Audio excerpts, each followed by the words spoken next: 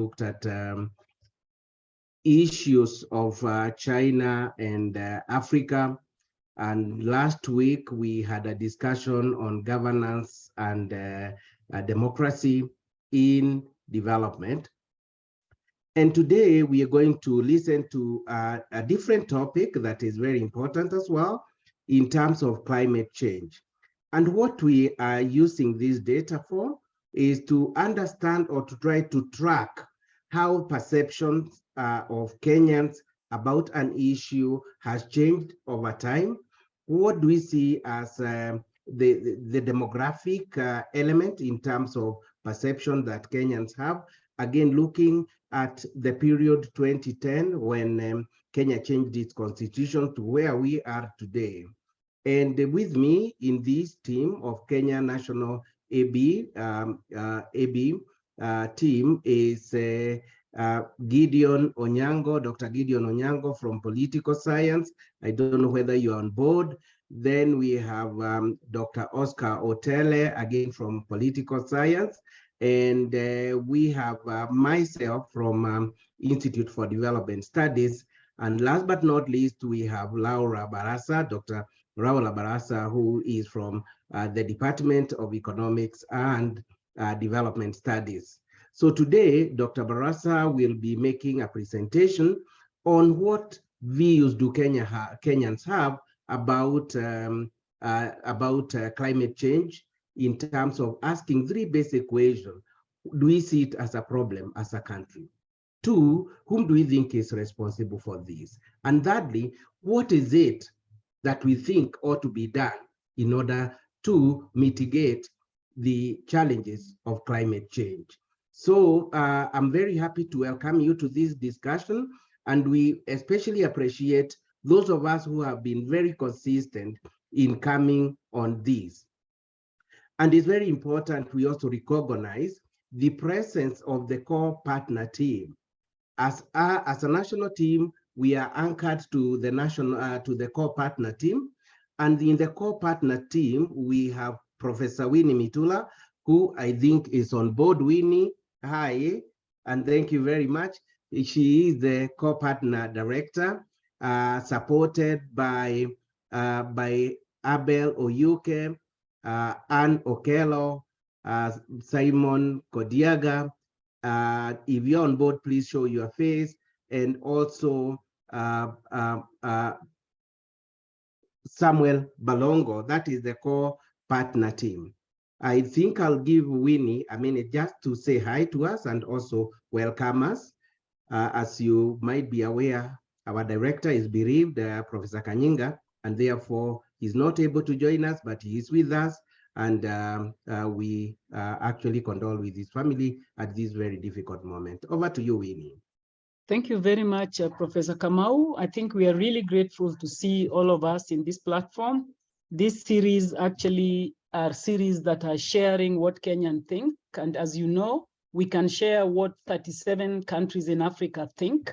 And we are also inviting you to get into that platform and try and see for yourself, pick a country of your choice.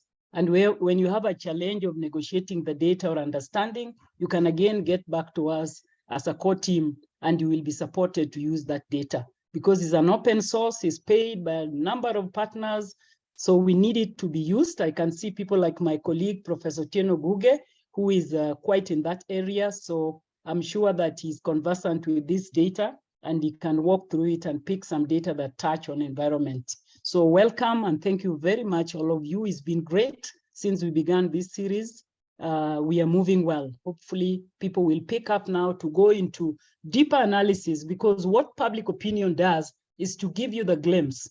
Then you can run away with it and go deeper into using all other methods, including, doing some key informant, deeper analysis into the issues. So we welcome you to do that. Don't just enjoy the seminar and stop there. Continue with the topic. Thank you, Professor Kamau. Thank you very much, Professor Winnie Mitula, for that and for the guidance in terms of where we can go with this data. Let me recognize the presence of Professor Mohammed Jama, our former director in IDS, former principal, College of Humanities and Social Sciences in the University of Nairobi. We feel privileged that Prof, you found time to be with us. He's also a guru in areas of environment, natural resources, and climate change, I believe, and therefore we see a lot of interest in this debate. And without any further ado, let me begin by now introducing our two speakers. We have now our speaker, who is Dr. Laura Barasa. As I said earlier, Dr. Barasa is based at the University of Nairobi, Department of Economics and Development Studies, where she's a lecturer. And also she's a member of the core team, national team for Afrobarometer in Kenya. So we are a team of 4 researchers who work with together with the support of research assistants to collect views from Kenyans from time to time in order to feed into the Afrobarometer research network, which is a network that collects data from about 37 countries in Africa every 2 years. And in her presentation, we might see the mention of rounds, and rounds means a period of 2 years when we do the collection of data. So her presentation, which is on climate views, perception on climate change in Kenya, is what she will be talking to us today in the next maybe 20 or so minutes. After that, we will be having Dr. Nyukuri, who is a colleague based in the Faculty of Law, again with high experience, a lot of experience in matters of climate change, combining this with law. And we are very privileged, Dr. Nyukuri, that you found time and sacrificed a lot to be the one discussing this. So as we go along, then I will do the introduction. So Laura, you have your 20 minutes or thereabout to do the presentation. Over to you, Dr. Barasa. Thank you very much.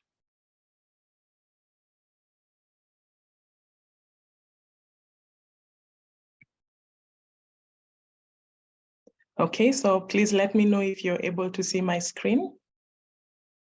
Yes, it is showing very clearly.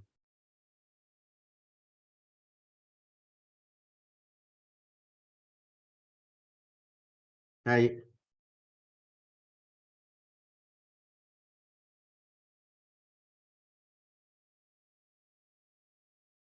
Professor Kamau, can you hear me? Yes, I can hear you clearly. Please proceed. Okay, all right, thank you. So for this presentation, the title is Climate Views, Perception on Climate Change in Kenya from the Afrobarometer surveys. And these surveys are quite interesting because they tap out the perceptions that Kenyans have on different topics.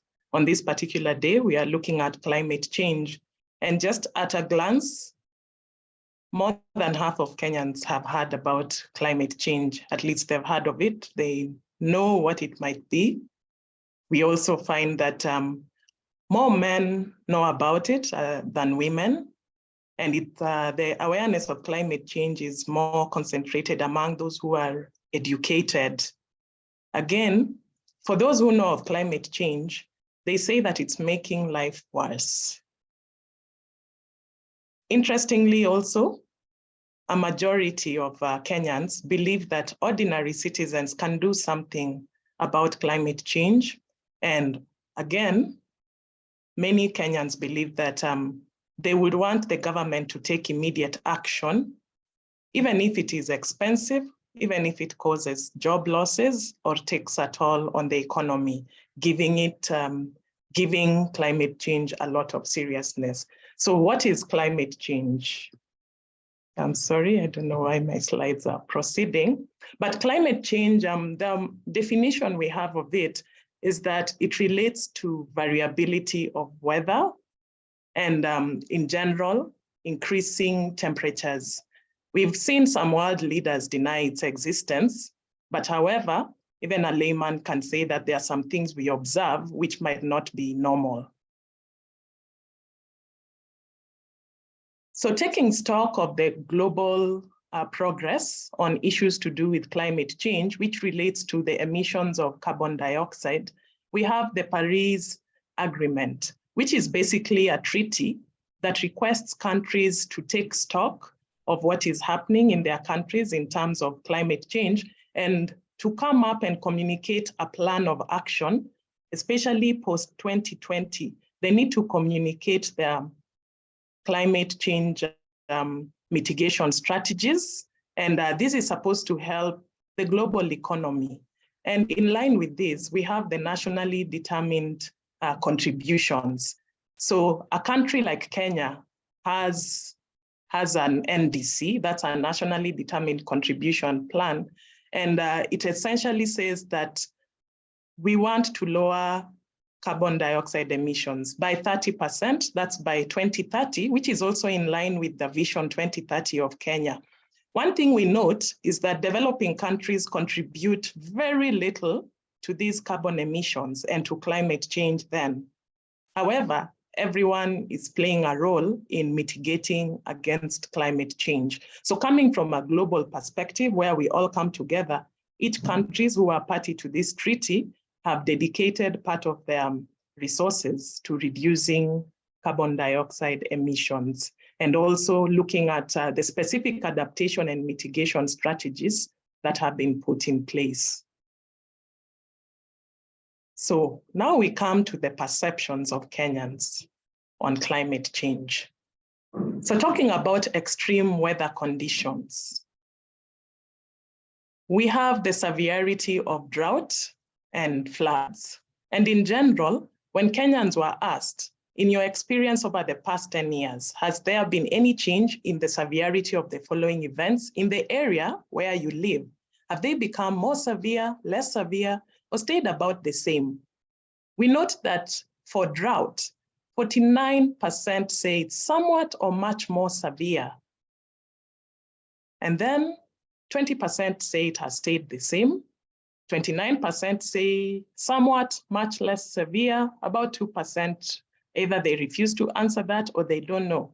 And one important thing we note here is from our own observations, even the current climate change impacts we are noting in the country, we've had a lot of lagging on drought. We've been drought stricken for the last about 2 years, and we can see that these observations come up from the perceptions of Kenyans. Coming to floods, we note that only 14% say floods have become somewhat or much more severe, meaning that what we observe is basically the opposite, because there's no way, in general, we've not been having floods in Kenya, but droughts have been observed. So it's a bit rare to see both of them happening with the same intensity. On the other hand, when we disaggregate these, the climate impacts further, and we look at demographics, we note that people, those who are residing in rural and urban areas, about 49% believe that there has been a change in severity in the drought and floods in the areas where they live. So that is equivalent. So we have a tie between rural people residing in rural areas and the urbanites.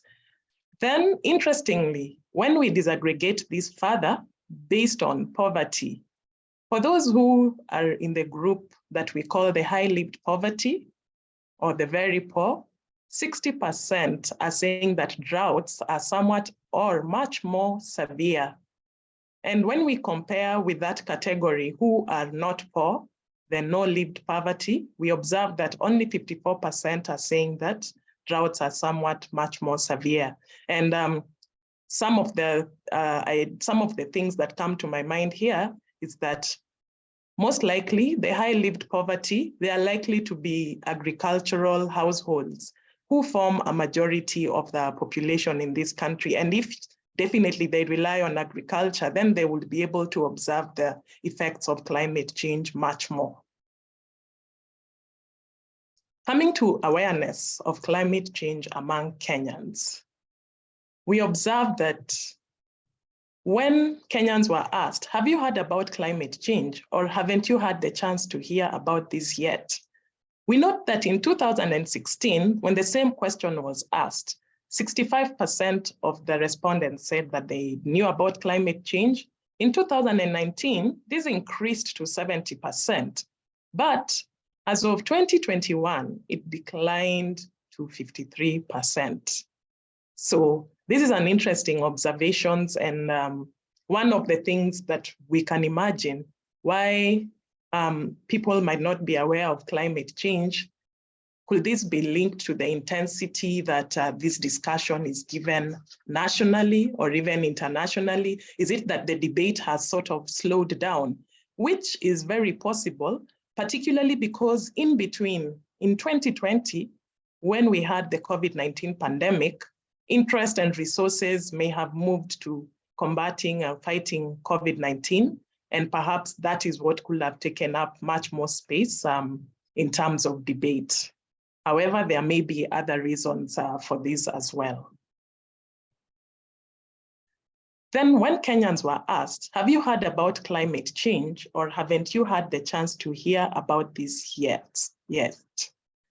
So the national average, only 53%, just a slight majority, say that they've heard about climate change. Disaggregating this further between men and women, we see that 59% of the men say yes, they have heard of it, but only 46% of the women have heard of it. Again, comparing those who live in rural areas and the urbanites, 57% of the urbanites have heard about climate change. Then again, interestingly, when you compare this against poverty, we see that those who have no lived poverty, the non-poor, 62% have heard about climate change. But those who are poor, a smaller percentage has heard about climate change. And of course, this could be related to socioeconomic status, ownership of media infrastructure and media channels, let's say TVs, radio, and even just exposure. So meaning that when we had those who are in the high-lived poverty saying that they've seen more of drought than those who have not lived in poverty, yes, they observe that, but when it comes to awareness, they are not really aware of what climate change is. Among education, the categories in education, post-secondary education takes the highest percentage at 71%. So those who are actually, when we look at those statistics from no formal education to primary, secondary, and post-secondary, we notice an increase, which can tell us that perhaps as education increases, it's more likely that people are aware of issues such as climate change. And then among the age group categories, we see that those who are more than 55 years old, 61% of them have heard about climate change. So this disaggregation sort of taps out some of the characteristics that may affect awareness of climate change. And then this question, have you heard about climate change or haven't you had the chance to hear about this yet? So we note that those who have heard about climate change and those percent of those who say yes, we have those who consume radio, we have television, social media, internet, and newspaper. So we have 53% a tie in radio. Those who are watching or those who are listening to radio less than once a month or never, and those who are listening every day or a few times in the week. But when we come to television, we note that those who are consuming or watching TV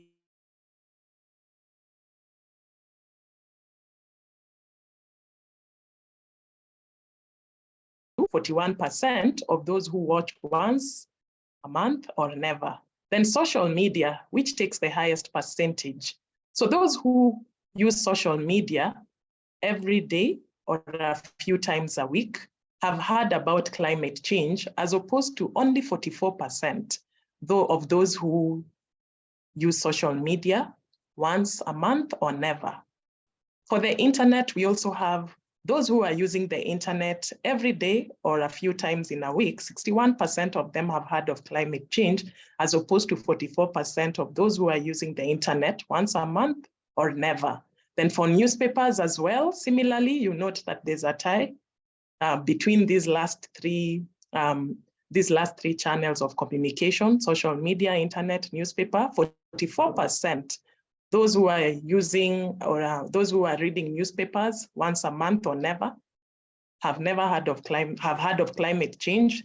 But 62% of those who are reading newspapers daily or a few times a week have heard of climate change, which tells us the effects of communication channels, that communication channels also play a role on the awareness of issues such as climate change.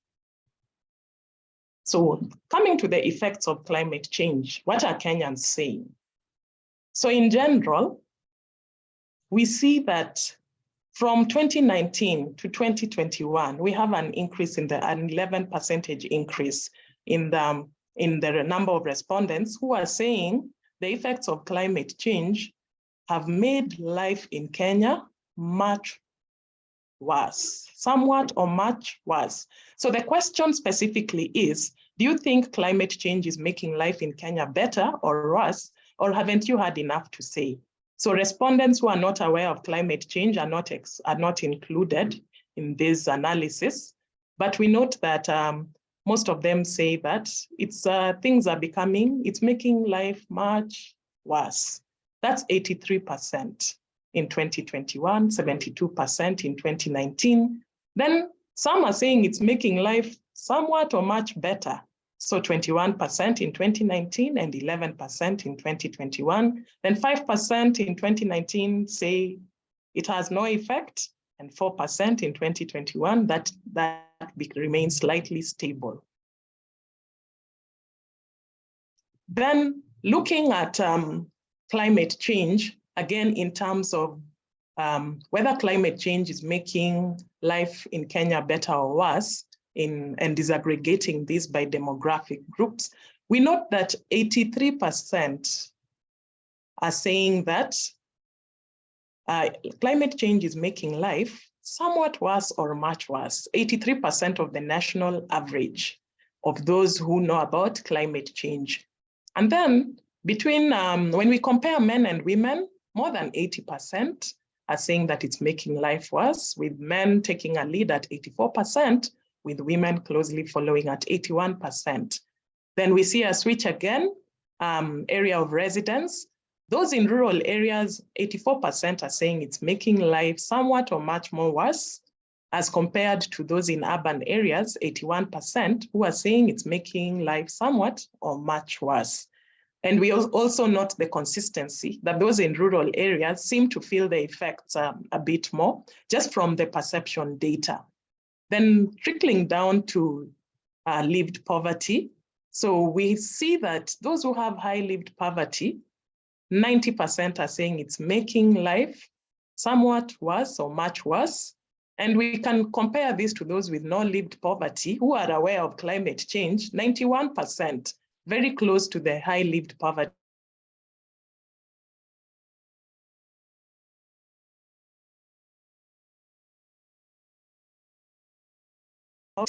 Might be more aware of what climate change is, and they are exposed to those effects, maybe through media and other ways. But those in high lived poverty, especially if their agricultural households or their livelihoods depend on agriculture, may be experiencing those effects. So they know from their own, perhaps, consumption expenditure patterns and similar metrics that they may be feeling the effects in their household welfare. Then looking at education, we can see that those with no formal education feel that climate change is making life somewhat or much more worse. So those with no formal education seem to feel these effects much more than the rest of the groups. However, for all categories of education, more than 80% agree with that statement. And then coming down to the age groups, we note that those between the ages of 46 and 55 agree with this statement. A vast majority agree with this statement, just as they all do, but at 92%, and considering this is a working age group, of course, and these might be those who are more exposed also, and they are aware of climate change and its effects. And these are, as I've said, the working age group. So perhaps in their occupations, they are able to see this difference in climate change and its effect. And you note that those between 18 and 25 years, the younger ones, are 77% say yes, it's making life much worse, but they may not necessarily feel the direct effects like the other age groups who are more likely to be working. So who is supposed to fight climate change? So here, sorry, my slides keep moving forward. So we have a question here. So for each of the following statements, please tell me whether you agree or disagree. Ordinary Kenyans can play a role in limiting climate change. It is important for our government to take steps now to limit climate change in the future, even if it's expensive or causes some job losses or other harm to our economy. So here as well, we are excluding those who are not aware of climate change. Then we see that 76% agree that yes, citizens can help limit climate change. So citizens have a role in playing to limit climate change according to the respondents. Again, what is interesting is that we have 81% saying that at any cost, especially at the cost of the economy and job losses, the government should take immediate steps to limit climate change, meaning that those who are aware of climate change give it a lot of seriousness. And of course, for a Kenyan to say that the government should fight climate change, even if people lose their jobs or it causes harm to the economy, that means that they consider climate change to be a very serious issue, because those are drastic measures then they would be expecting the government to take, and they're in agreement with that. So that's one interesting observation here. Then who has the primary responsibility for trying to limit climate change and reduce its impact? Again, the respondents who are not aware of climate change were excluded. And we see that here, the respondents feel that ordinary citizens should take responsibility. Then we have the government also, that it should take responsibility. The rest, business and industry, rich or developed countries, traditional leaders, it doesn't need to be addressed, don't know, are all less than 10%. So here the work goes to the ordinary Kenyan and the government of Kenya. Then how satisfied are Kenyans with the fight against climate change? So the question that was asked, do you think each of the following are doing enough to limit climate change, or do they need to do more? Or haven't you had enough to say? So again, those who do not know about climate change, who are not aware, were excluded. And we note that from government to business and industry, developed countries and citizens, a majority feel that more needs to be done.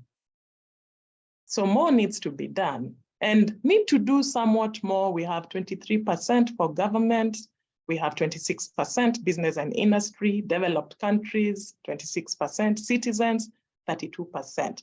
But in general, it means that those who are aware of climate change feel that not enough is being done at this point. And perhaps that is why this may correlate with perception that citizens and government need to do more. And then now we look at this question that was asked, the analysis of this question. How well or badly would you say the current government is handling the following matters, or haven't you had enough to say, addressing the problem of climate change? So 41% of the national average are feeling that the government is doing fairly well or very well, but 50% feel that it's not doing well, it's doing badly. Then when we think about it, aware of climate change, those who are aware of climate change, 42% feel that the government is doing well. But again, it's a tie with 42% who feel that it's doing fairly badly or very badly. And among those who are not aware of climate change, 31% feel that enough is being done. So fairly well and very well, that the government is doing something about climate change, but 46% feel that the government is not doing well. Yet, remember, these are those who are not aware of climate change, but they seem to feel that the government is not doing well anyway, at 46%. So the percentage point difference is about 15% between those who feel that the government is doing well and those who feel that it's doing badly.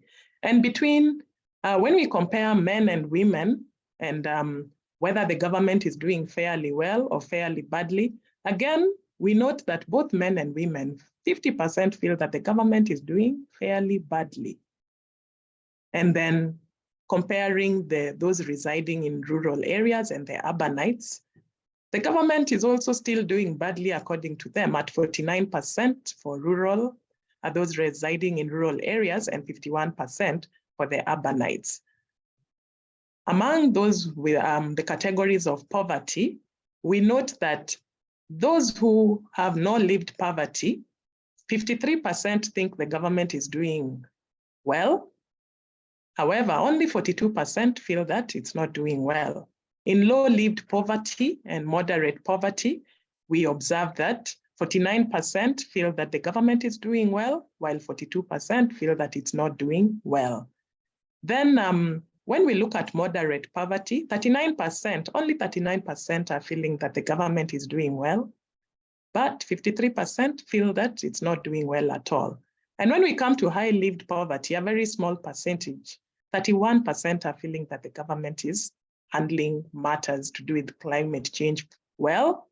And then 60% of those who are in high-lived poverty, the poor, feel that the government is not doing well, it's doing badly.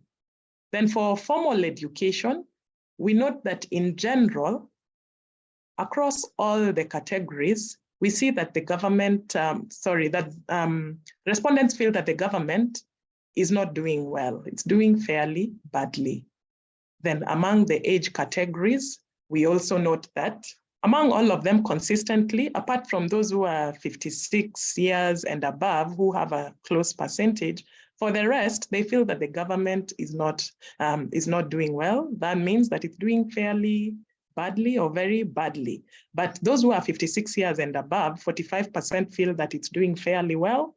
And then 46% feel that it's doing fairly badly or very badly. So coming to our conclusions, we note that for the awareness of climate change, it has declined over time. And this can be linked to different factors. Is there enough political debate? Is there enough support for these issues? Or again, could COVID-19 have taken over at that point? But considering those effects, that is a possibility. Climate change, again, is highest among men, the educated, and the urbanites. And Kenyans, those who know about climate change, they are saying that it's making life in Kenya worse. Interestingly, ordinary citizens can help curb climate change. Those are the perceptions everyone has. And more interestingly, Kenyans want the government to take immediate action to limit climate change, even if it is expensive, causes job losses, or takes a toll on the economy. So that brings me to the end, and I look forward to your engagement. Thank you. Wow, thank you. Thank you very, very much, Laura, for that very great presentation, clear and well received. I believe that you've taken us through many facets of these findings and also disaggregating your data in terms of different demographic features and what we can draw when you look at the age category, gender, right? When you look at education level, the lived poverty, we seem to have some connection perhaps about the way people perceive this as an issue. So to help us digest this further, we are very privileged to have Dr. Elvin Nyukuri, who is the discussant in our today's session. And Dr. Nyukuri is a researcher in environmental governance, climate change, and natural resources conflict. Currently, she is a lecturer in environmental policy at the Center for Advanced Studies in Environmental Law and Policy, which we call CASELAP. CASELAP is within the Faculty of Law at the University of Nairobi. Elvin is actively engaged in multidisciplinary research, including environmental governance, environmental policy, climate change, and food security. She is a program committee member of a leading integrated research agenda for Africa 2030, and a member of Horn of Africa Climate Security Working Group.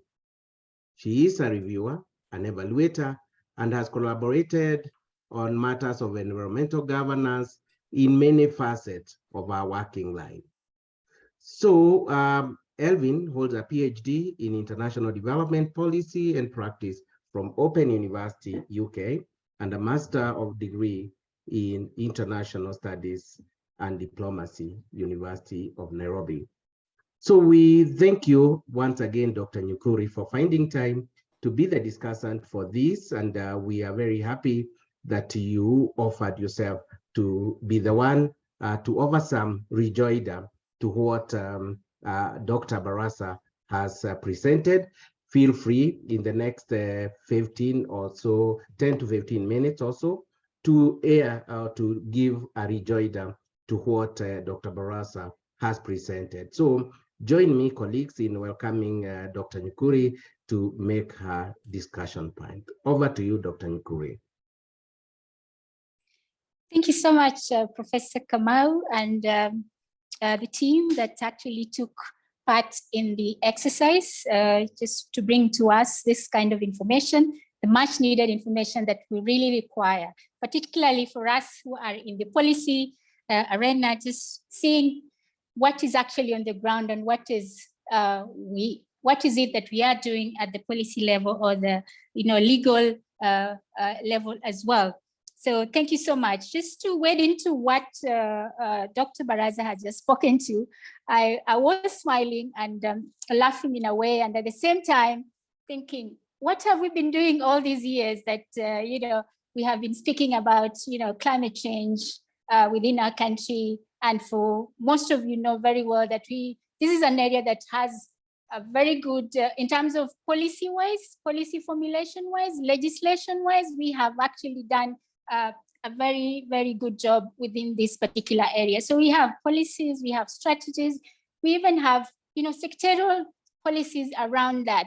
So it is quite interesting that when researchers then, like this team, have gone to the ground and come back with very, very interesting data, such as this one, very informative, it then lends us to relook at what exactly we have been doing all these years. And I think one of the key areas that Dr. Barasa pointed to in this research finding is that government performance is very, very dismal in terms of, just translating that, climate change information probably to the users as well, or just getting them to know that it is actually climate change that is affecting bringing in all these other impacts and leading to various disasters such as floods and droughts and what have you. So it's quite very, very disheartening that at the very top level, we see that then we are not doing very well. And so that lends me to think through what is the disjoint between the policy, because we have provided the enabling environment for such to be translated onto the ground. But what is the disjoint? And I think one of the things that I pick from this findings is that probably what we have not done well is the way we have packaged our climate information services. You know very well that KenyaMet is the one that actually does quite a lot of this it's an area that is done by the Kenya Meteorological Services. You know, for a long time, when we started thinking about climate change and speaking to it, to the local, to the communities as well, we still had that particular bottleneck that, okay, we don't understand what you're saying, what is climate change and all that, but all what we know is that the impacts of it is what we are seeing. That is droughts and floods and all that. So we tried to elevate that. The government or even the scientific community tried to elevate that particular understanding so that each and everyone else tries to understand what exactly climate change is all about. But I think for a very long time now, even though it has happened, but these are the results that is coming in from the ground, and we need to accept the perspectives of the people, of the users as well of this information, and the need for us then to relook at how best we can communicate this particular information for sure. Because remember, climate change, as it were, it has always been viewed as a very, very scientific, and therefore just, you know, debunking that particular aspect is very, very important as well. I think the other thing that Dr. Barasa spoke to is about, you know, just having to know what they're expected to do whenever something happens. So the need for us to have very localized early warning, probably systems that will then require us to communicate better what climate change is very, very, very important here. And I must say that when we talk about climate change in this country, we always take the dimension of, you know, what are the strategies to address them? So we hardly speak to, it looks like we left the train of what is climate change to you and all that, but then we have moved to that aspect whereby we're thinking about what are the strategies. So we boldly look at the two strategies, that is mitigation and adaptation. So once we go to the ground, then we are looking at what are we doing in terms of mitigating this climate? What are the mitigation strategies and what are the adaptation strategies that we can actually, use in order to address climate change? And so from these research findings, it is very, very interesting that then, what the perspectives of Kenyans really say in terms of, climate change, I think mirrors around the whole understanding of it and what we as a nation probably haven't done in terms of adaptation and mitigation.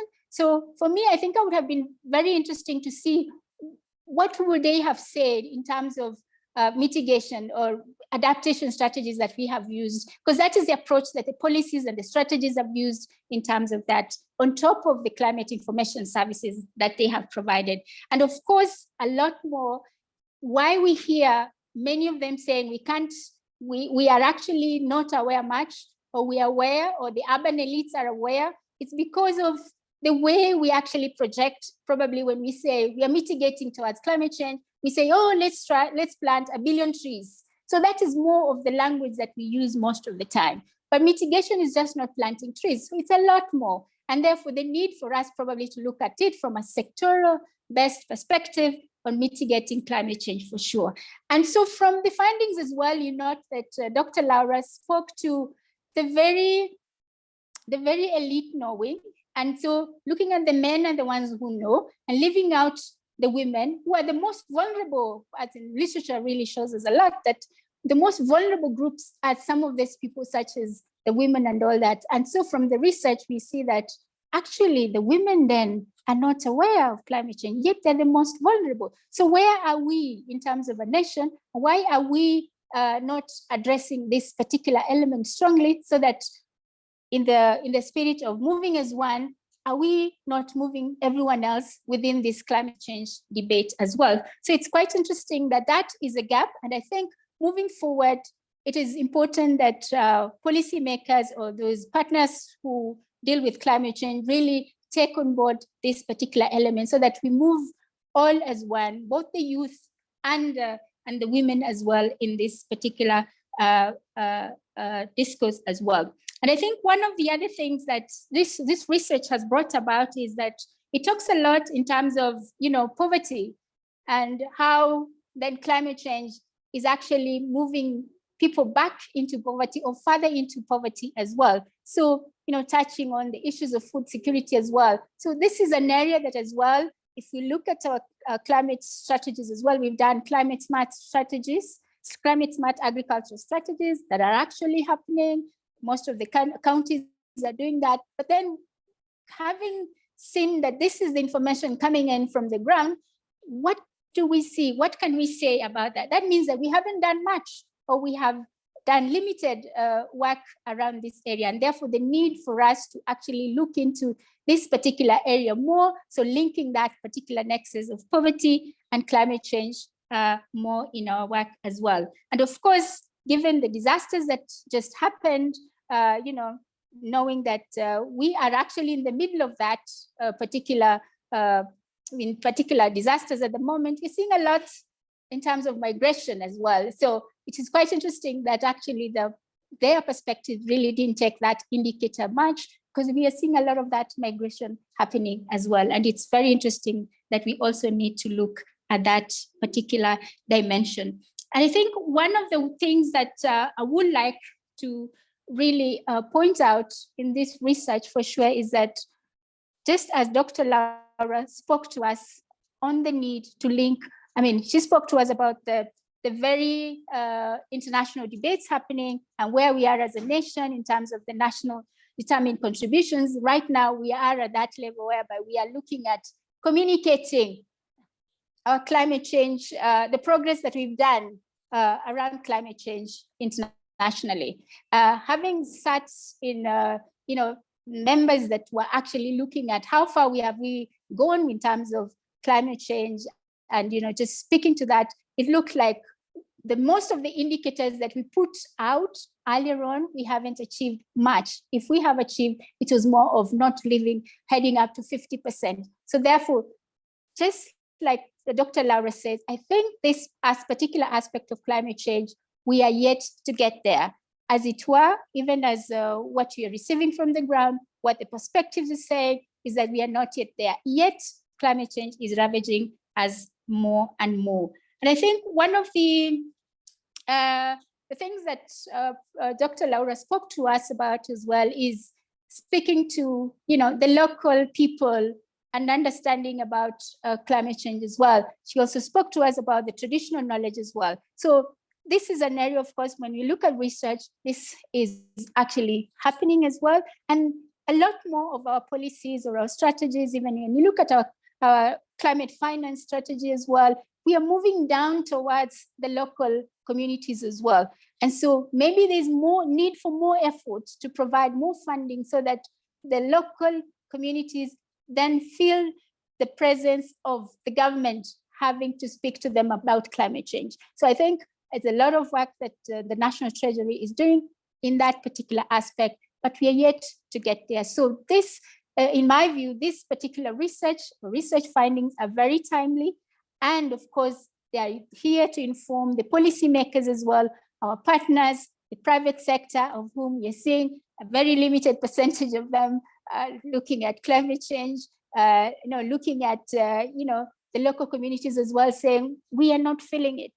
We are not seeing what you're doing as per se in terms of climate change. And yet we are actually out there. Probably we're just doing it on paper and not doing it practically. As usual, we are always having a problem with implementation and all that. So I think, and I think the other narrative that comes out here is very interesting, is that when you listen to Dr. Laura, she spoke to, having that particular aspect, understanding that developed countries, when she asks who has the primary responsibility for limiting climate change, and I saw 4% on developed countries, people talking about developed countries taking on 4%.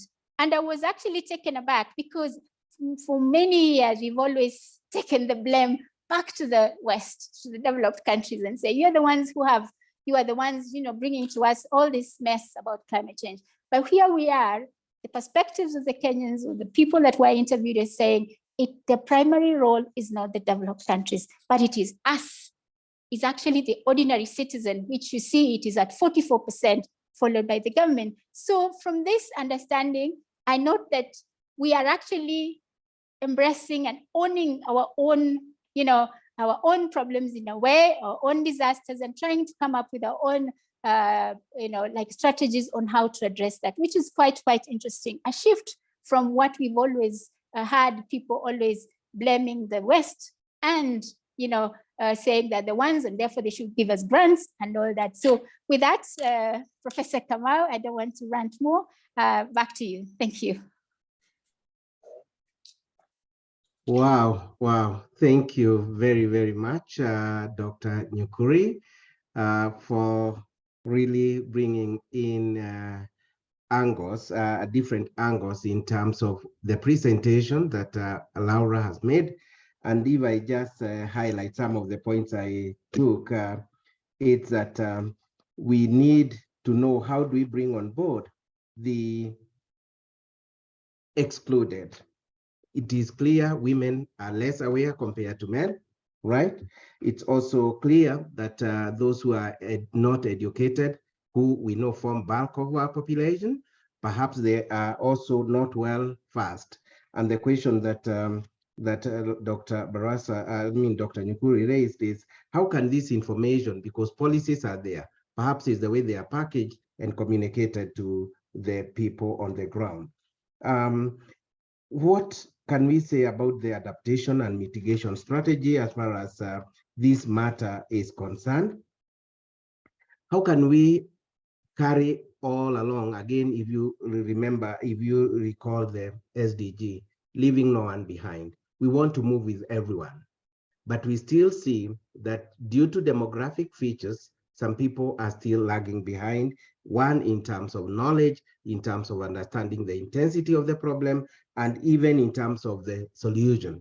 I think interesting finding, according to Dr. Nyukuri, Elvin, is that there's a change in terms of who to do.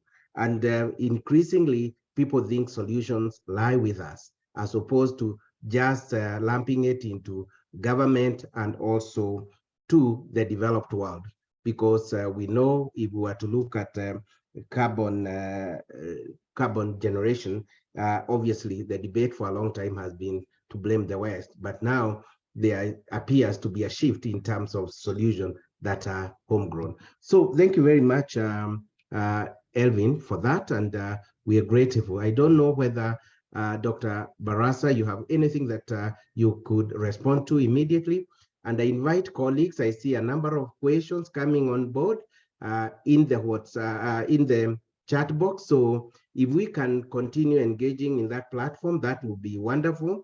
But I will call upon a few of the colleagues in the meeting to be able to pick up issues and speak to them. So, but in the meantime, perhaps Dr. Barasa, you can speak for a minute or so, perhaps to address what Elvin has said in her discussion. Thank you. Over to you. Thank you. So one of the things she has, Dr. Nyukuri,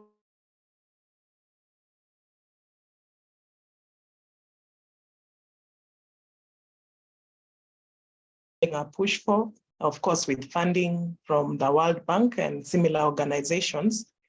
And from what I've seen from some of those reports is that farmers themselves seem to be noticing that there are some changes in their productivity and in weather patterns and other ways, and they're interested. Farmers themselves are actually interested in changing how they produce, how they grow their food crops, and agricultural activity, of course, is mainly affected by climate change. And considering like Kenya is the main driver of Kenya's economy is agriculture, you can imagine that if a majority come from that sector, then they will be interested. And of course, production for subsistence and commercial use would mean that there's more interest in finding ways and to mitigate against those effects, and gaining adaptive capacity, which we can also note from traditional methods of production, which conserve soil. And also we have newer innovative methods of farming. And in essence, some of the drivers of climate change include factors such as cutting of trees and forests, which you can note in Kenya, we've had these issues. If you all recall the Mau forest challenges in that area, and knowing that just cutting trees in such areas has very bad effects on the entire economy. So you can say that there's some awareness that is there, but we definitely need to do better. And one of the ways which this could be done is just by intensifying the national debate and trying to provide solution and creating awareness in this area, just to promote enthusiasm among Kenyans, so that people get mobilized themselves for action, and also knowing that this is something which is within Kenyans' own hands, that this can be done by the ordinary citizen. So those will be my comments speaking to what Dr. Nyukuri has said.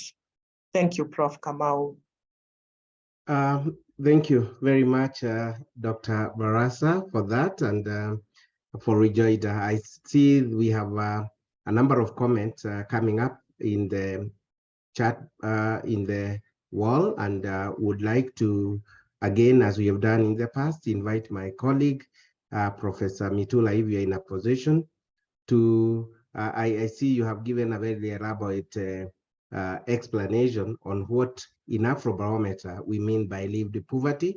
Perhaps as you also answer that now, you can highlight some of the questions that we can that members have posed for both Dr. Barasa and Dr. Nyukuri as we move along. So I want to hand over mic in the next session to my colleague, Professor Winnie Mitula, and you can invite a few colleagues also to speak to this if that is okay with you. Professor Mitula. Thank you, and I'll also ask Wamalwa to keep an eye. Wamalwa, you will also piggyback. I think this is like a button. I think the discussion is really good, and sometimes we do ask, and I think Oguge, if Oguge is still here. Professor Oguge, are you still here? He may have fallen off because he's done this for several years. Because it's like, so what? And I think this is what even Laura is trying to engage with, and even the respondent, Elvin, was trying to engage with, because we are seeing that the ground is very positive. At least there are some issues that if you were to ask the public, the responses you would get, you would not know where to begin. But at least I do see that we can almost conclude that the public, the ordinary citizen, is agreeing that there is this is an issue that is critical and something needs to be done. And therefore, the various interventions, and I'm glad that the two presenters have highlighted that it's not all about planting trees. Right now, there are so many issues with the environment, like we are looking at the transition, the climate transition, that every energy in particular, and you're looking at issues like cooking, which of course, when we talk about lived poverty, we are looking also at energy. So you are looking at cooking energy. We are looking at transport, how transport is using energy. We know there are a lot of youth there, and everybody else now in terms of practical interventions, they are saying, what can we do? And of course, there is the physical environment that all of us are struggling to engage with so that we can protect the environment. But at the end of the day is what has been said here, the issues raised by Elvin, for example, where do you get, how do you get the resources? How do you improve awareness so that people can be aware beyond what we have? In particular, this manifestation that when you look at rural and urban, you are seeing that, yes, there is some level of awareness, but the two regional spatial areas are not converging per se. One, the urban is more aware. Same with the issues of income groups or education. Those with education, we can almost conclude that those with education and with the resources, the lower lived poverty, are better off in terms of engaging with this. And that actually tells us that we could be in very serious problems, because if you look at the numbers that are able to reproduce themselves, have wealth, have resources, they are not at the lower end of lived poverty. They are at the up, they can survive. Then those are very few numbers. So actually, to interpret the whole data, what data is saying is that, yes, people are aware, but majority of those that are aware are unable. They cannot do much unless supported. So then you have to look for policy interventions that would address that. So really, if we were talking to policy tables, we will be saying, how do we then address this big pool that is not actually having all that it takes? So really, that's where we are. And I must really thank Laura for bringing out the issues, and Elvin for excellently backing up that and responding. So I think I'll just call on one. There was a comment here, which was, I think it's by Jackson Wachira. Jackson, can you raise your comment if you want to comment on what your PowerPoint says? Jackson, are you still with us? Yeah, yes, go ahead. Yes, go Prof. ahead. Thank you Go so ahead. much, Professor Winnie. Can you hear me? Yes, I can hear you. Yeah, thanks. Yeah, no, it was just an observation from Dr. Laura's presentation, and I think just speaking from your own comment, that in most cases, with regards to awareness, the people that are better aware are those that we would be expecting are better cautioned from the adverse impacts of climate change by virtue of their socioeconomic status.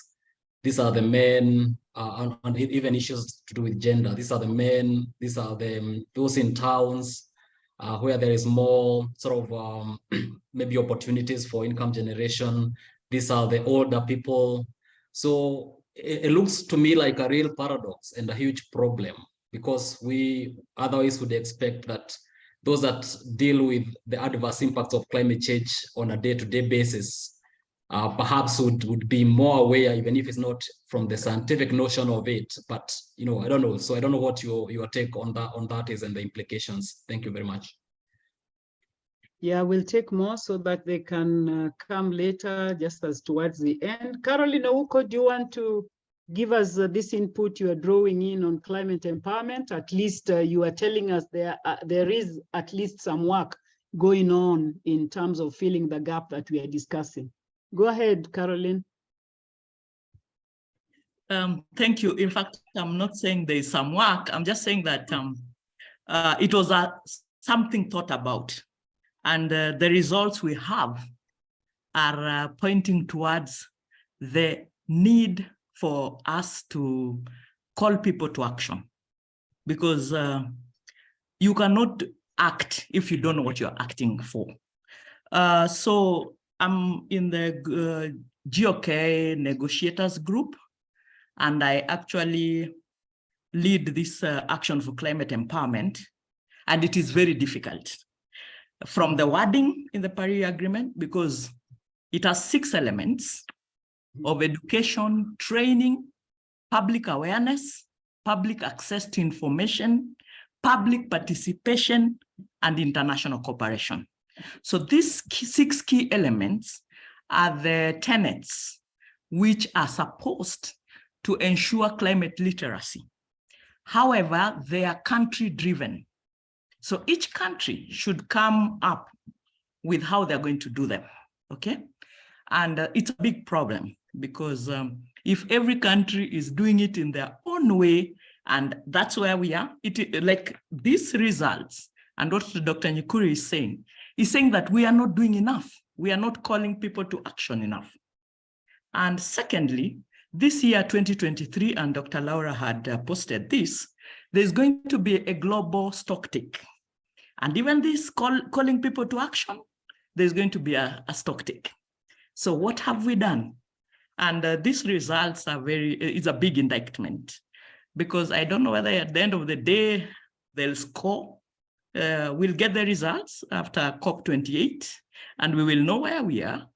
And this will also help with the work you're doing with the Afrobarometer, because results from developing countries are really not available. So as a country, this is a country-driven process. We really need to know what are the strategies. Dr. Nyukuri is saying maybe the packaging of climate information, but I think the Kenya Met has really improved. They've started using apps.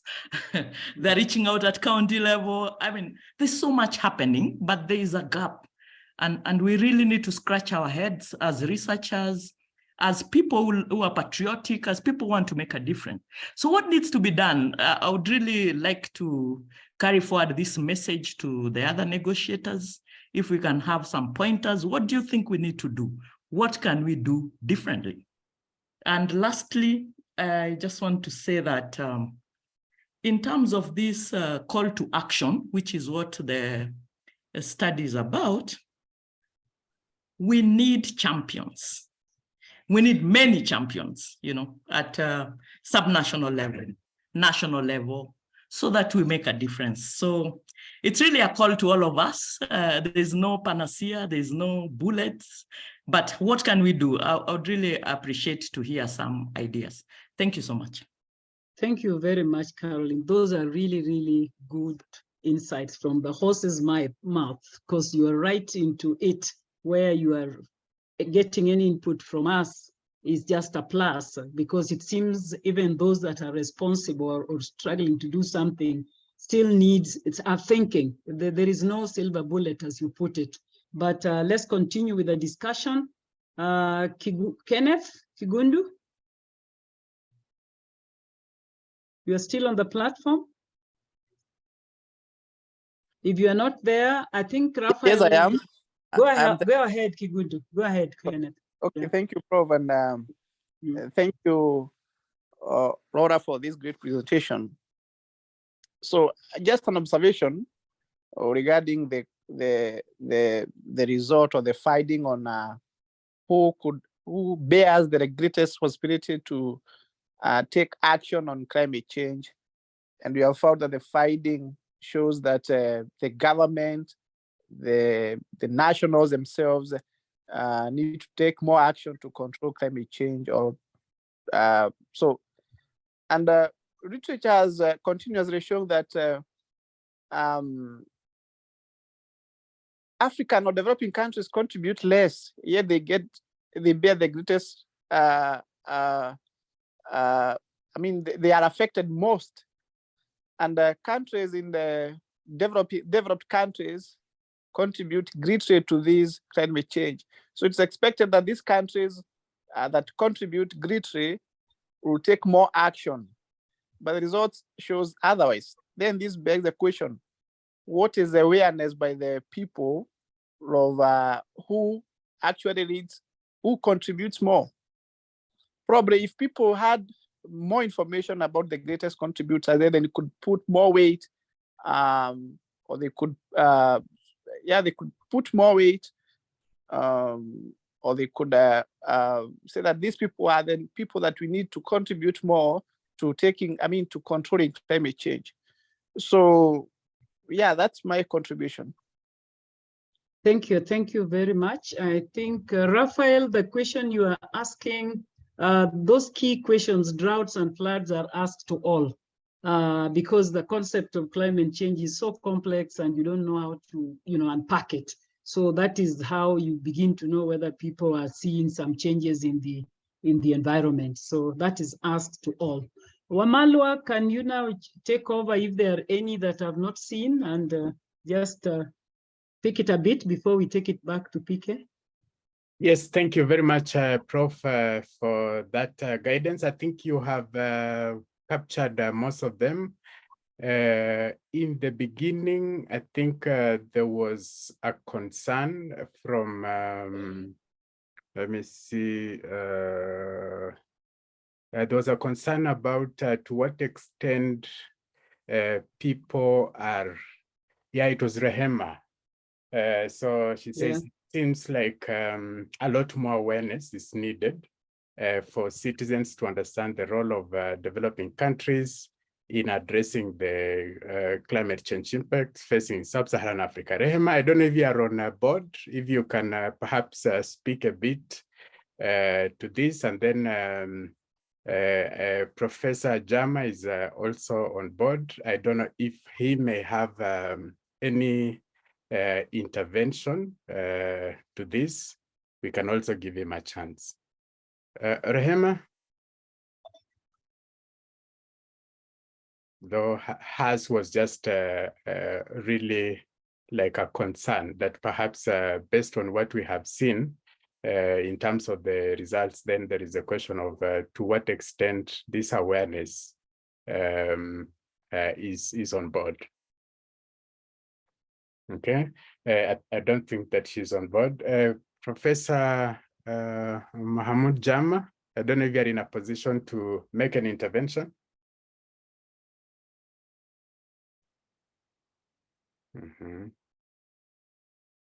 If not, then as we take it back to Professor Paul Kamau, maybe, yeah, because this question about who takes responsibility has come up. So maybe we can hear a bit from both. Perhaps you can start with Dr. Nyukuri, and then we can also hear from Dr. Barasa, because I think that was on slide number 21, when the question was, are stakeholders doing enough to limit climate change? And clearly so who needs to do a lot more?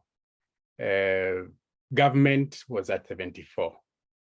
And then business and industry was at 68, closely followed by developed countries at 65, and then citizens themselves at 59. I wonder, what does this say? So that is the interpretation of the people that were asked this question. But what do we see, globally? If we are to answer this question, who should take responsibility? So it would be nice to hear, as you conclude, some thoughts about that. So maybe we can start with Dr. Elvin, and then we can have Laura, and then we can take it back to Professor Kamau. Thanks. Thanks so much for that. That's a very tricky question. All along, can you hear me? Yes, we can hear you clearly. All along, we've always said climate change within international and environmental governance is, but we use the principle of common but differentiated responsibility. What does this mean? That we are all responsible for all this whole idea of climate change, and therefore we must take action at whatever capacity, whatever whatever masses, resources we have to address it. It's with us, and it has very many multiple risks associated with it, and therefore we must all take responsibility, be it that very youth up to the very high negotiator or the president, wherever. So that's my take for sure. It is all for us in it. Thanks. Okay, thank you very much, Dr. Nyukuri. Yes, and so that is true. And I guess what comes up is those who are more vulnerable to climate change first are not aware of it. And then countries like Kenya or developing countries that contribute the least are the ones who suffer the most again. And one of the things that has been done is to introduce the carbon credits, where those who are polluting the most use their carbon credits, and if they don't use them up all, they sell them to other organizations or enterprises that are emitting carbon. And for this, so it's because we still need production of goods and services. So the industry is going to remain. So they're not being encouraged to produce too much carbon. If anything, it's with the aim of eventually reducing the amount of carbon that is being emitted. And innovation here now comes to play a role in that investments should also be made towards production of clean energy or production processes that don't result in a lot of pollution of the environment. So as much as we can say the developing countries suffer, you can imagine that since we don't emit a lot of carbon, then it means that we are also not so much on that market But we also do know that the global economy at times can operate in a different way, in that if it became lucrative, again, we could miss out, of course. But unfortunately, I cannot say that the developed countries should take up the role of compensating developing countries. At the end of the day, we are all suffering, and any solution that is within reach for us and can easily be done, even by that farmer or you at home who can stop using electricity and use solar panels, anything small that we can do to contribute, that will definitely go a long way in fighting climate change. So at times, looking for solutions from outside can be frustrating. And I like to say that, especially with the pandemic, right now, a lot of resources are addressing that other sector, the sector of health. So these might not necessarily be a priority in the short term. In the long term, it is, but in the short term, many other shocks come up in the economy that need our attention, finances, and all this. So what needs to be done is to increase awareness as to what people can do in the meantime, that we don't have to look for solutions from outside of where we live, for instance.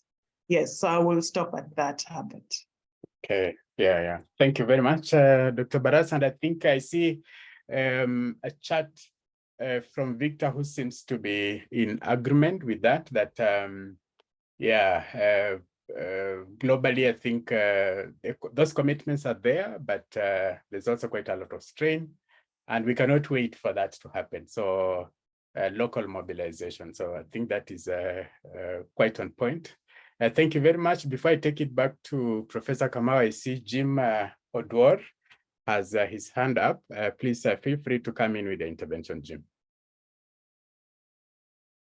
Thank you very much. I think this is very good work, very commendable, Dr. Laura.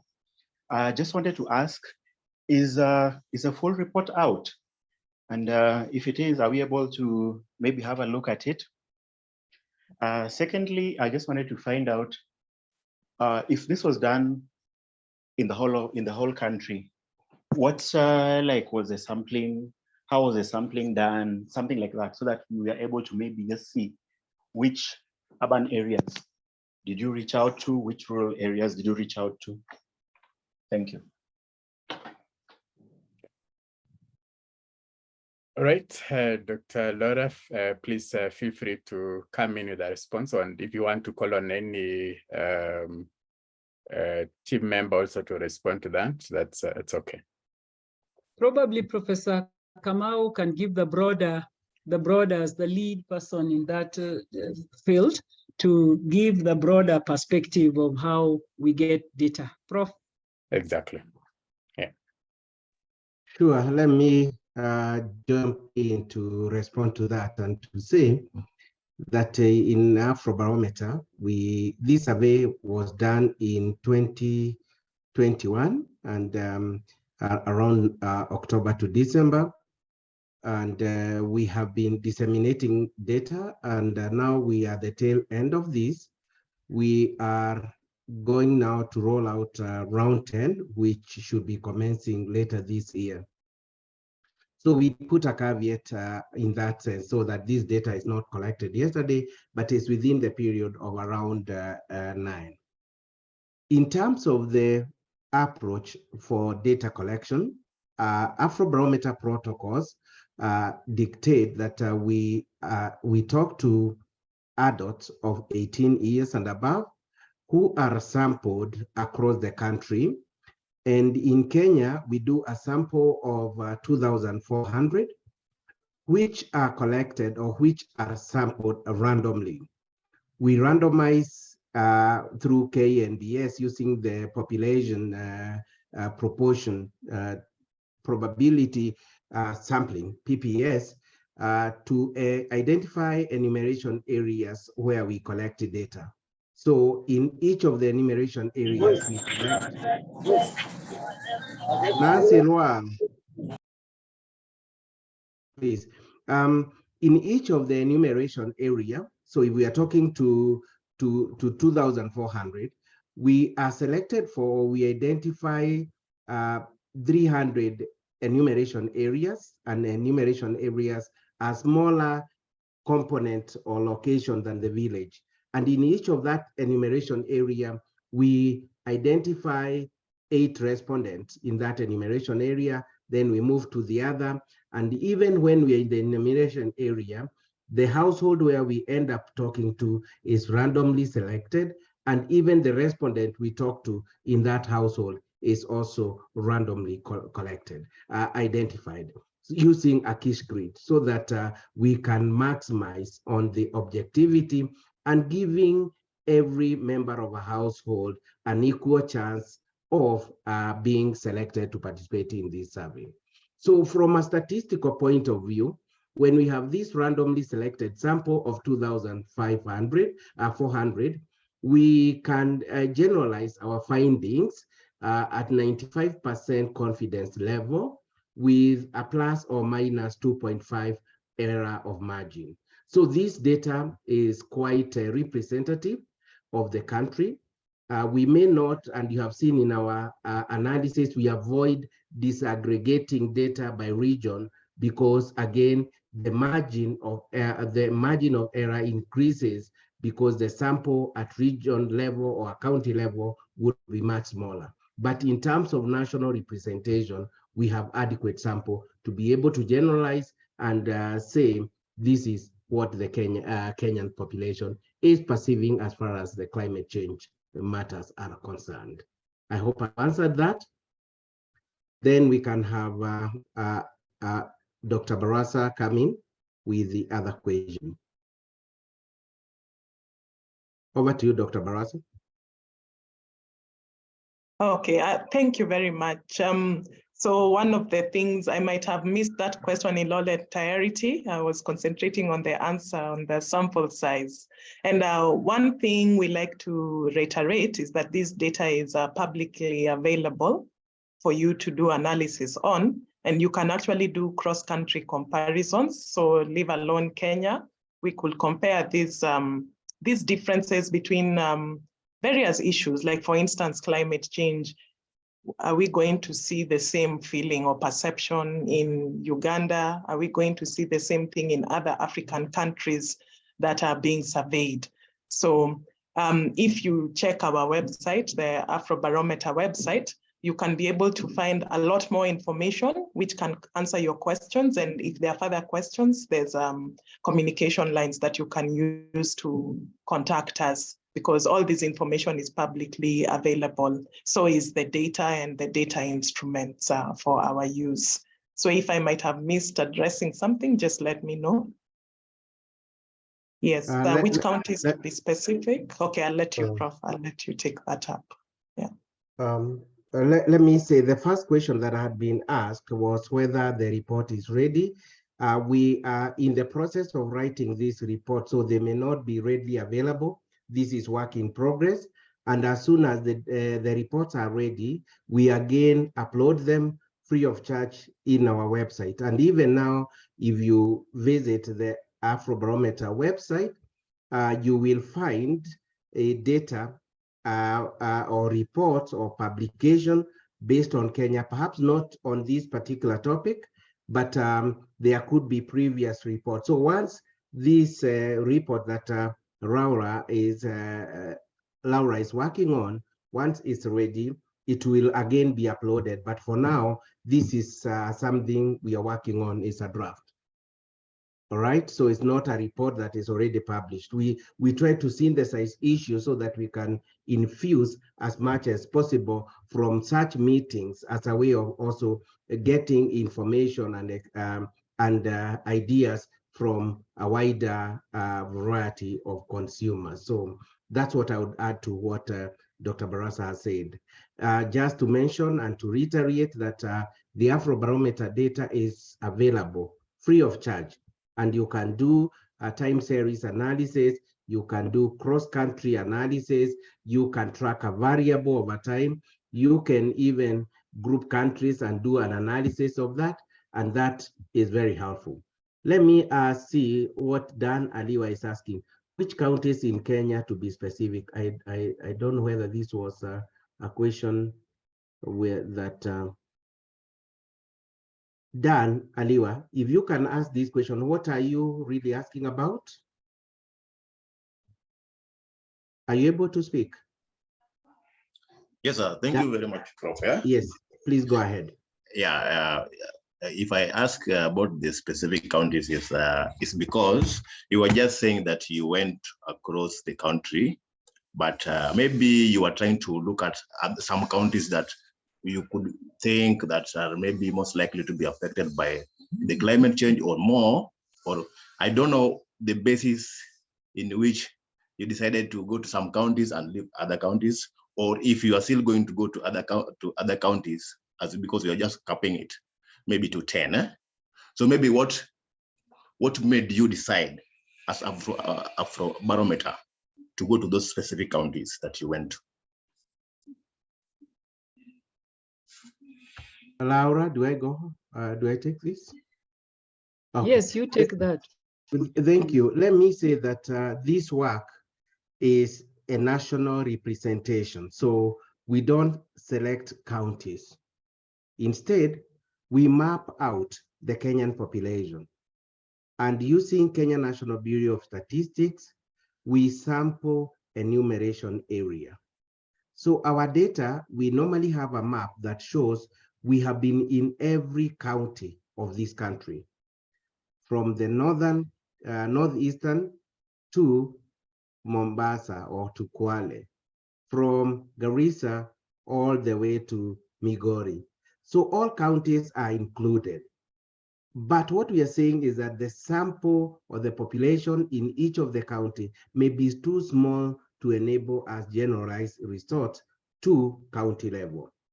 And that's why our analysis is, for now, being a national survey, only confined to national statistics or to national analysis. And it's a survey. So within this survey, if you have been attending our other seminars, we're not just looking at climate change.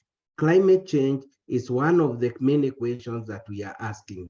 Generally, Afrobarometer is as a process of availing to public policy as an arena data relating to economic, social, and political development in a country. So we have more than 100 questions that we ask respondents. So respondents are not asked about climate change because we think or we can imagine that climate change has been severe, maybe in Nairobi or in Mombasa or in Kisumu.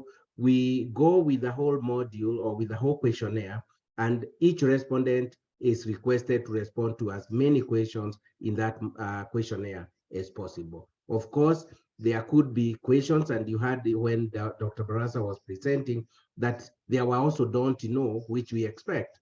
So, and that is how we approach this. So we identify the enumeration areas on the basis of the population, so that we have counties that have higher population, they have more representation, and counties that have lower population, they have less representation in terms of the enumeration areas, which are our primary unit of data collection.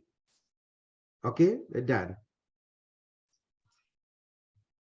So, okay, thank you, sir, for that response. But basically, but from your point where you sit, you know that these are the counties that we as a Afrobarometer, we've gone to such a counties. Actually, that is my question. Yeah, you the right. GPS, Prof, the GPS can give you where we went. But yes, what Professor Kamau is saying is that it won't make sense to analyze that data along that line. If you want to analyze it along rural and urban, we think we have enough, samples for you to analyze what's happening in urban and rural. Same with the other categories that we looked, like gender, because we go very direct for gender. We do the alternate picking of households, so we almost have 50-50. So we agree again, you can do gender. And you can also do lived poverty like was being done. So I think you are right. If Balongo is here, Balongo, can you just say something? Is he able to see the points if you were to generate for him a map. Balongo is our data manager. Balongo, go ahead. Thank you so much, Prof, and thanks everyone for your contributions. Yes, the way we collect the data is that for each of the households that we visit, we get the GPS coordinates. So we're able to generate a map showing where we exactly collected the data from. But I think more importantly, if I understood the question well, the sampling as it's done is nationally representative, meaning that we visit all the counties. Just the way Professor Kamau did explain, and the way Professor Mitula is further explaining is, given that the sampling is proportionate to the population, it means that for some counties we really have small numbers, and we wouldn't necessarily disaggregate the findings by those ones. However, there are cases where users of the data may cluster, may group some counties together if they think that those are the counties of interest. For example, we have had cases where researchers can actually use the former provinces, as a means of grouping the counties. Then you may be able to analyze data along those lines. But yes, you can have a map showing where exactly the data was collected and how many interviews were done in each of those counties. Thank you, Balongo. Thank you, Prof, for the interventions, and thank you, Kamau, for that. I'm glad. That's a good work. Thank you and welcome, Dan. Herbert, I think we are almost getting to the tail end of the presentation today, and I just want to finish it. Yeah, we PK. are very. Yeah, indeed, Prof. We don't seem to have any other interventions in the chat, so I think we are at the point where we can conclude. Thank you, but we have our IDS student here, and I was wondering whether any of them, because they are doing environmental natural resources course, students of Dr. Onjala and Professor Jama, anyone who would like to ask or comment on this? Because it's a very topical issue. We had one PhD student who already raised, contributed, okay. I think, yeah. But the rest can also do that. Yeah, let me give a minute, and as I come up with some announcement about next week. Anyone? Anna Rutebuka, please.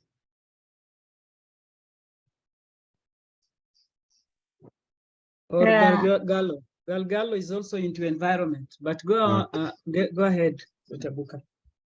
Okay. I thank you very much, Prof. And this is a very interesting topic, as you said, those who are taking the course on energy, but also those who are in the practice in terms of environment, and they come and they have to interact with the climate change discourse along the way. I was a little bit taken aback when I saw that there's a decline in awareness of climate change. I think Ms. Barasa mentioned that on one of her slides. In this time and era, with the kind of communication we have with climate change dominating every conversation, with this kind of rains that are taking over, destroying life and economic activities across the continent in Southern Africa. We can see here it's raining. I don't know the trends of rains in Kenya, but we can really see that there is climate change. People don't need to go back to school for them to understand it. So I was a little bit taken aback because you said there's a decline in awareness on the issue of climate change. And it left me a little bit not sure how it comes to that in this time. And I also started thinking that many people got so consumed with issues of COVID-19 that they stopped paying attention to these other issues of climate change. I don't know what you have to say on that. I just left it at that I did not raise a question at that time. Don't worry. Thank you very much for bringing that. Can we hear from Galgalo?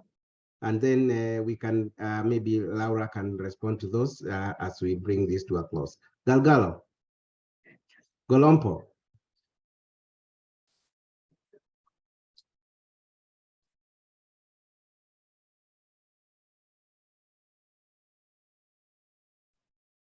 PK, you can skip him. It seems he's not on, or he's left the room, maybe. Yeah, so anyway, as we bring this to a close, I want to give a minute each to Elvin and Laura to just give some concluding remarks. Laura, you already explained why we think there was a decline in that. Perhaps in the interest of what Anna has raised, it's good to repeat it. For sure, we see the number declining from 70 to about 53, if I got that correctly.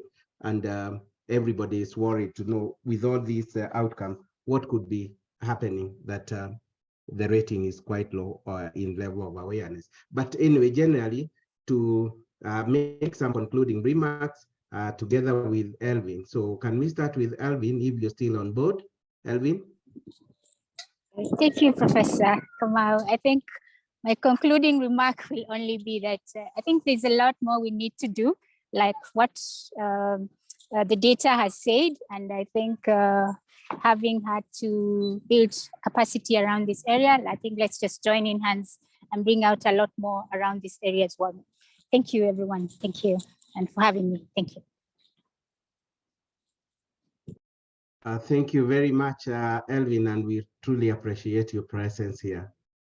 Keep joining us for different discussions that we hold here in the IDS seminar. Over to Dr. Barasa. Yes, so weighing in on this issue of awareness. So when this question is asked, when we do this perception data collection, we don't go out of our way to explain what climate change is, so that we exactly deal with people who know what it is. One thing I know is definitely people may know that something has changed in weather patterns. They may know that it is hotter now than it has been in the past. I live by the seashore and it's getting closer to me. They may be aware of those factors, even using indigenous knowledge, but just the term climate change is what they might not know.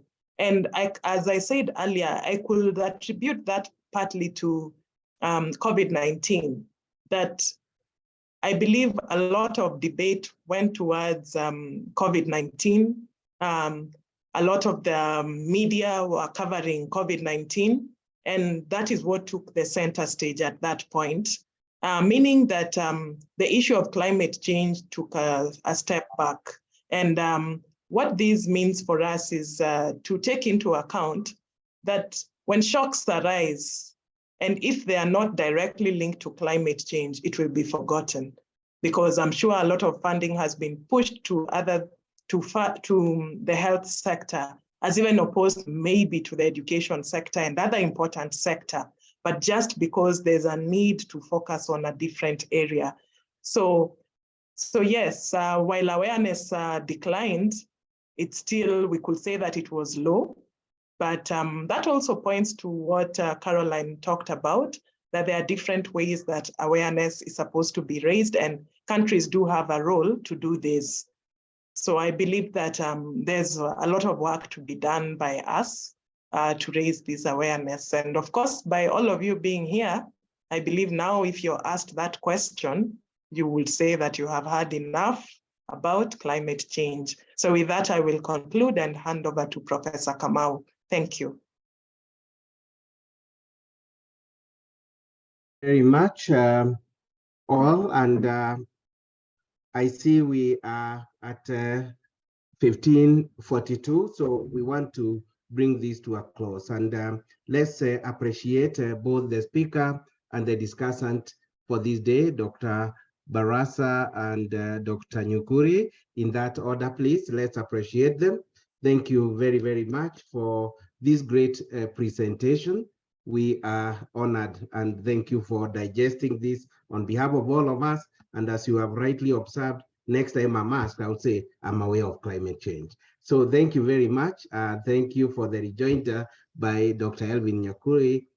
We are truly grateful. Let me take this opportunity to thank everyone for attending. I may not mention everybody by name, but I can see at one point we had an attendance of more than 80 people at a go. So thank you all for creating time and for continuing to support our cause in terms of disseminating different type of information and issues that we are drawing from AB in order to inform. And this is the only way we can promote utilization of this data. As we were saying earlier, the data is available free of charge. And even where you need support from Afrobarometer, the core team that is led by Professor Winnie Mitula is available. And Sam Balongo is here. He can help you in synthesizing any of the issues. The questionnaire that we use for data collection is available. So next week, we are talking about human rights, the state of human rights in Kenya. And we are teaming up with Amnesty International. There will be the launch of Human Rights Report for year 2023. And Amnesty International, in conjunction with IDS, will be holding a physical meeting, not on Thursday, but on Tuesday, 28th March, 2023. So this will be when the Global Human Rights Report is launched. And we are inviting you all to a physical meeting that is going to happen at the University of Nairobi main campus from 5 p.m. to about 7 p.m. in Lecture Theatre 401 at the Towers. We will be sharing this information more. We're looking at hosting about 200 people in that panel discussion. And we are inviting you that now, if you can make it physically, that will be good, even for us to see some of the people that we have been meeting a lot online, as we discuss the issue of inclusion and exclusion in terms of human rights. I know in the recent past, we've had a very hot debate in terms of LGBTQ. This is a group of people who feel they have been marginalized and excluded. Perhaps from a human rights perspective, would like to be talking about this. So I take this opportunity on behalf of Institute for Development Studies to extend this invitation. Please join us on Tuesday, 28th March 2023 at 5 p.m. in Lecture Theatre 401 in Towers. We'll put banners around the main campus that will direct people to this. So with this, allow me to once again thank everybody and say we are truly grateful for your time, support, and active participation in our IDS seminars. With that, we now bring this to a close, and thank you so much. Thank you, our presenters. Thank you, our discussants, and thank you to everybody who raised an issue that is going to inform development of this report. Have a good day and be blessed. Bye for now.